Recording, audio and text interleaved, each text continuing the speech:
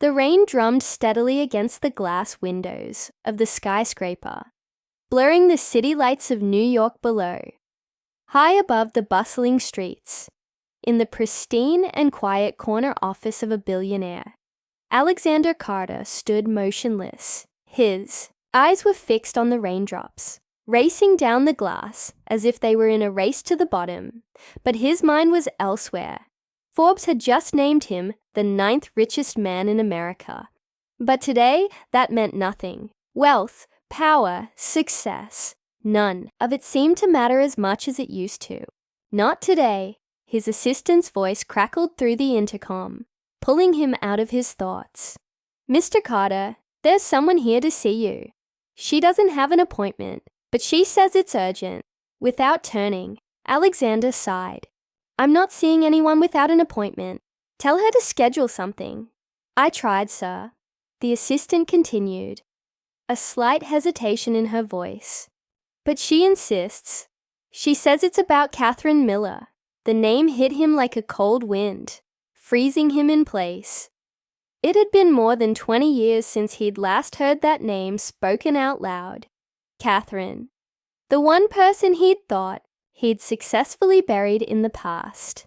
Slowly, Alexander turned, his face hardening into the familiar mask he wore for boardrooms and billion-dollar negotiations. "Send her in," he said, his voice low but controlled. The door creaked open, and in stepped a young woman, no older than 22. Her dark hair was pulled back into a ponytail, and her worn-out clothes clung to her as if she had just stepped out of the rain.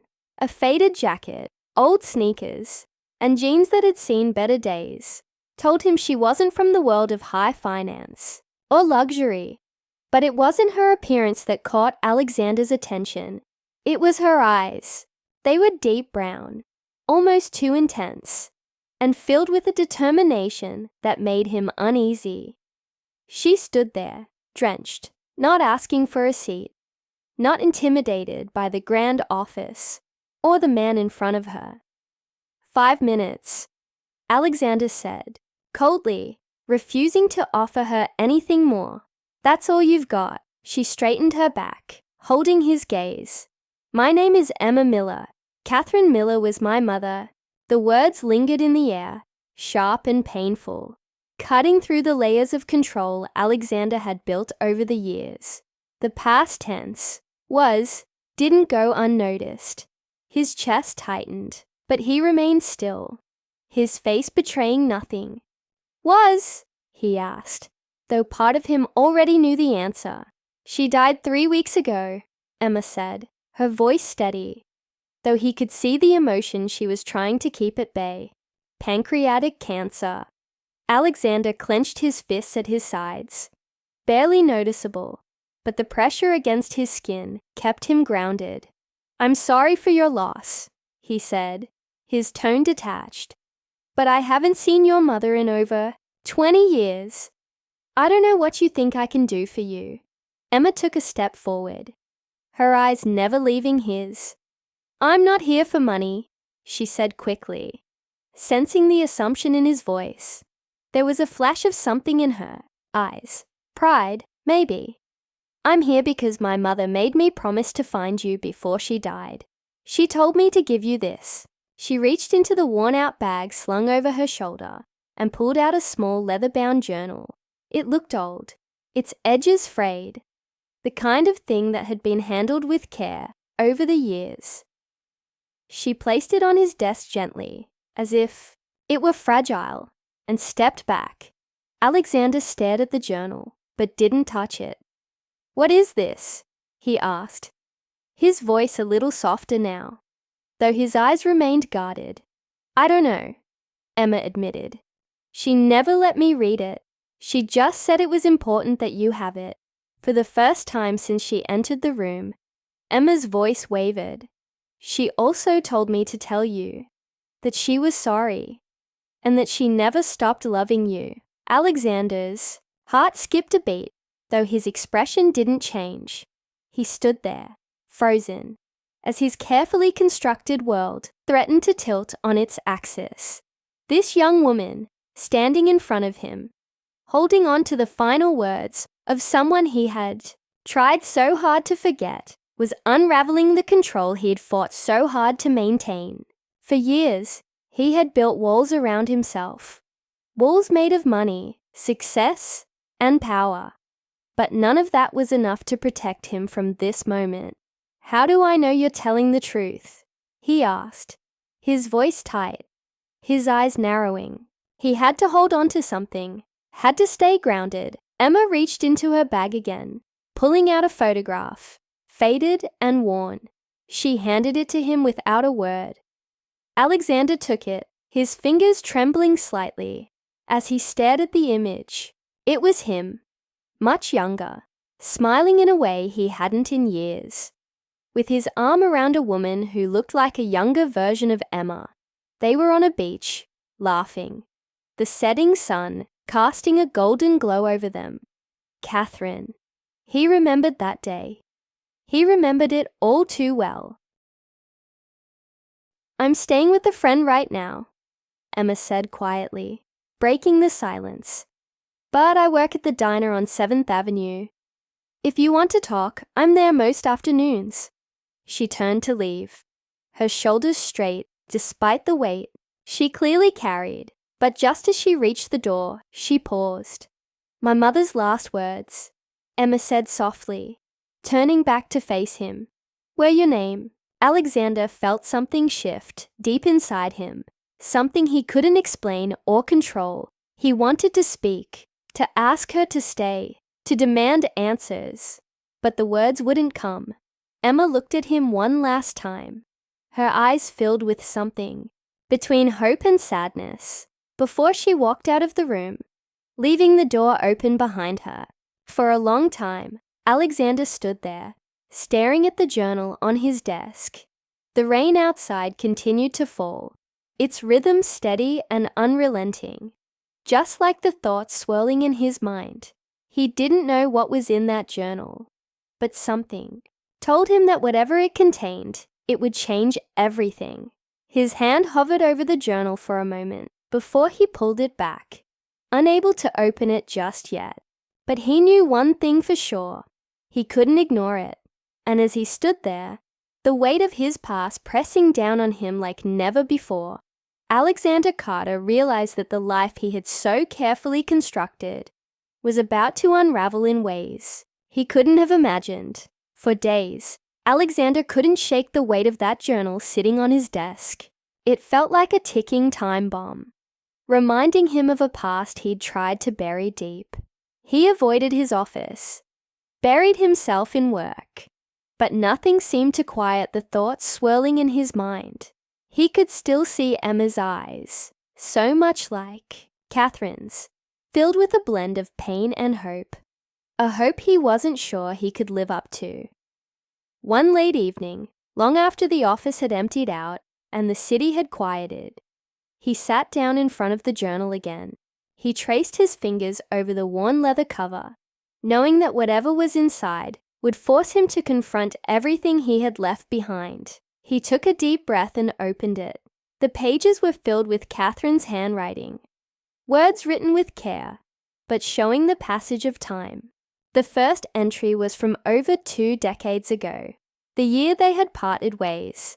As he read, memories began to flood back, of a young man filled with ambition, of a love that had felt unbreakable, and of the decisions that had shattered everything. Catherine had written about the days they had spent together, the dreams they once shared, and the moment she realized that his hunger for success would eventually consume everything in its path, including her. She had left because she knew she couldn't compete with his ambitions. She hadn't wanted to stand in his way, but leaving hadn't been easy. Every page revealed more of her struggle, her regrets, and most importantly, her love for him. A love that, despite everything, never truly faded. The journal painted a picture of a woman who had been brave but heartbroken, who had loved him fiercely but understood that staying would have only brought more pain. But it was the final entries that hit him the hardest. In them, Catherine spoke of Emma, their daughter. She had struggled with the decision to keep Emma from him, wondering if it was the right choice. She had wanted to protect her from the chaos of his life, the cold, calculating world he had built around him. As Alexander closed the journal, he felt the weight of 20 years of lost time settle heavily on his shoulders. Catherine had left because she believed it was the only way to give their daughter a better life. But now, Emma was here, in his world, and he couldn't deny the responsibility that came with it. The next morning, he found himself standing outside the small diner where Emma worked. The sun hadn't yet fully risen, and the city was still quiet. But inside the diner, the hum of life had already started. He watched through the window as Emma moved behind the counter, pouring coffee and serving customers. She moved with purpose, a quiet strength in her posture.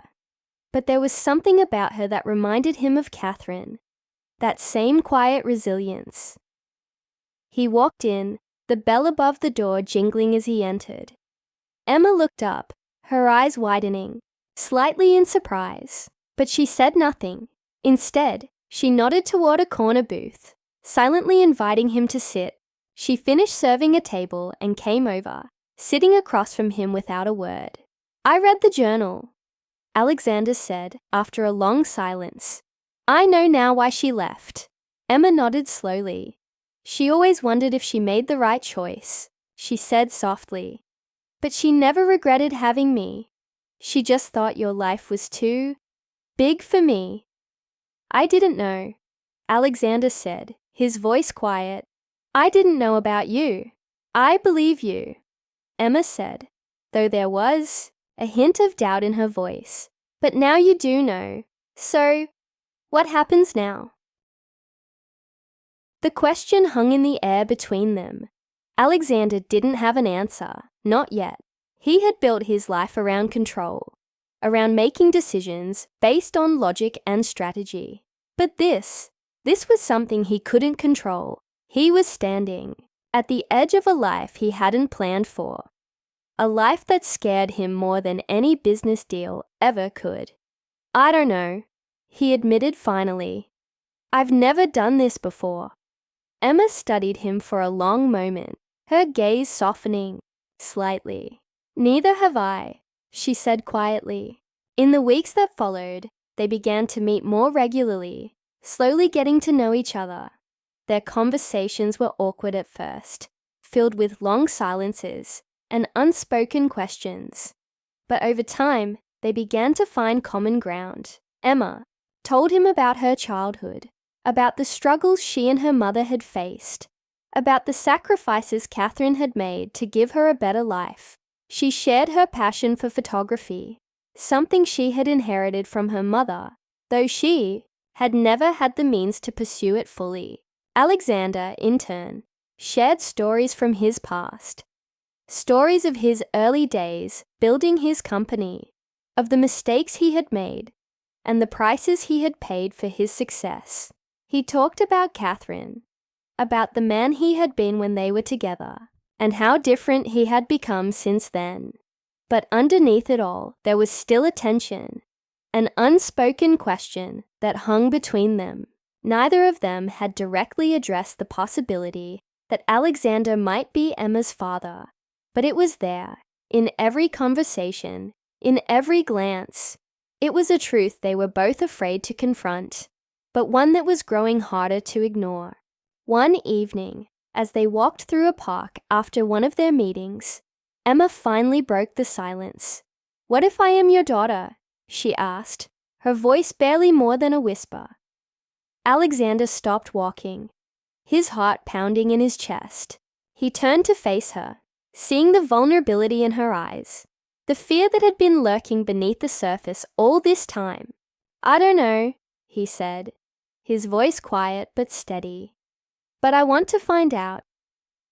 The weeks that followed were filled with anticipation, with unanswered questions and unresolved tension.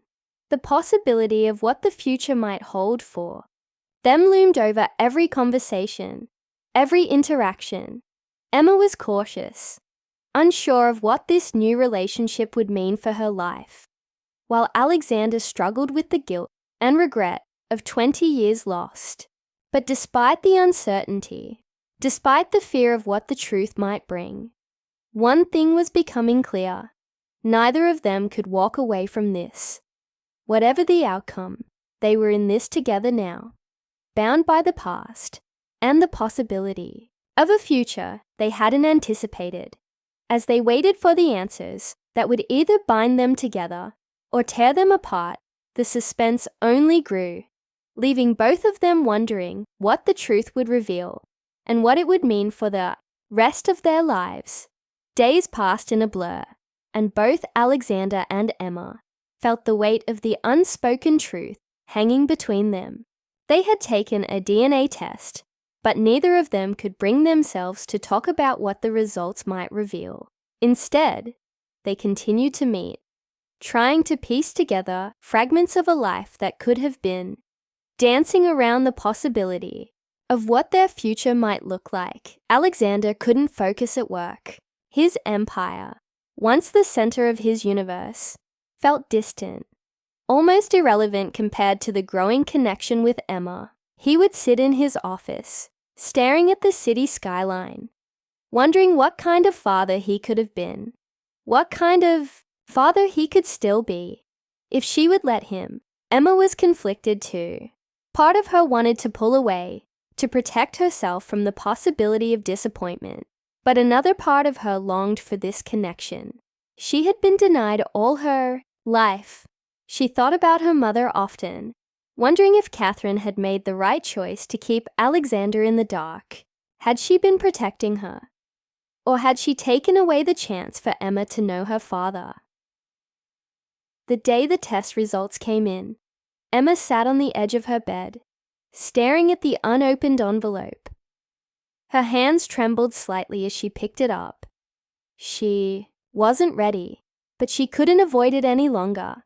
She had to know. She called Alexander, her voice barely steady. The results are here.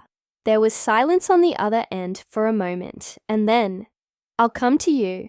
When Alexander arrived at Emma's small apartment, they sat together at the kitchen table, the envelope between them.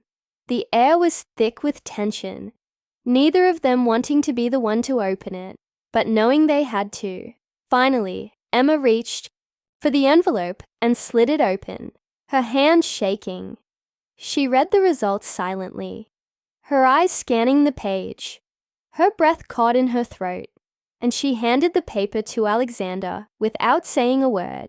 He looked down at it, his heart pounding in his chest. The words confirmed what neither of them had been ready to say out loud. Emma was his daughter. For a long time, neither of them spoke. The weight of the truth settled between them, heavier than either of them had imagined. Alexander felt a mixture of joy and regret, relief and guilt. He had a daughter he had never known, who had grown up without him.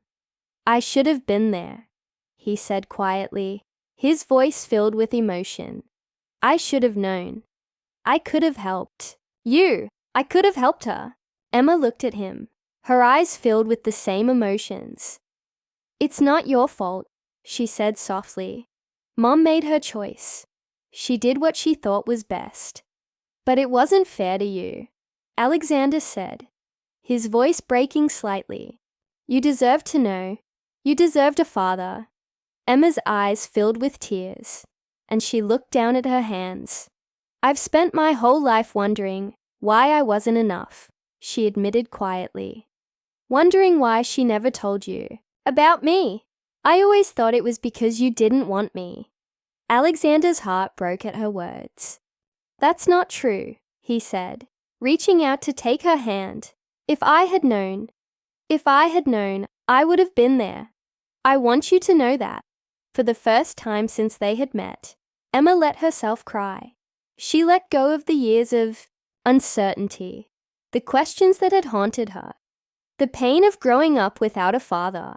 And Alexander, for the first time in his life, felt something beyond the drive for success, Beyond the desire for power, he felt the weight of being a father. As they sat there in the small kitchen, they both realized that the truth, while painful, had given them something they hadn't expected. A second chance.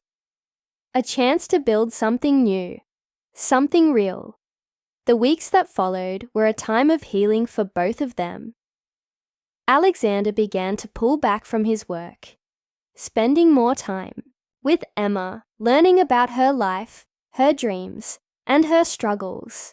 He supported her in ways he hadn't known how to before, not with money or power, but with times and understanding. Emma, in turn, started to let him in. She showed him the photographs she had taken, told him about her mother's last days, and slowly she began to trust him. They weren't just strangers anymore. They were family. One afternoon, as they sat in a park watching the sunset, Emma turned to Alexander and smiled. "I used to think that meeting you would just bring up more pain," she said. "But now, I'm glad I found you." Alexander smiled back, feeling a warmth he hadn't felt in years. "I'm glad you found me too," he said softly. The story that had begun with so many questions, with so much pain and uncertainty, had finally found its resolution. Emma and Alexander had found each other, and though they couldn't change the past, they had a future together. It wasn't perfect, and it wouldn't be easy, but it was theirs.